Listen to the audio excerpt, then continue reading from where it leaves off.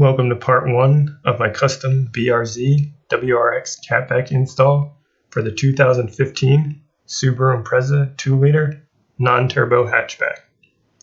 This is just a quick video to show removal of the stock components with a comparison to the new parts at the end of the video.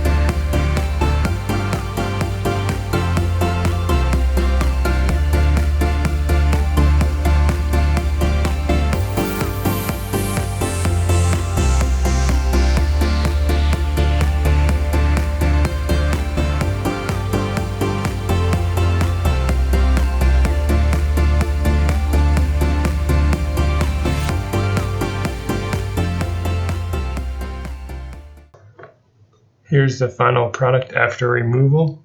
On the left, you can see the stock catback, and on the right, the WRX midpipe and BRZ muffler. In the next video, we'll get the new parts installed. Please feel free to contact me with any questions about the install or removal. Thanks for watching.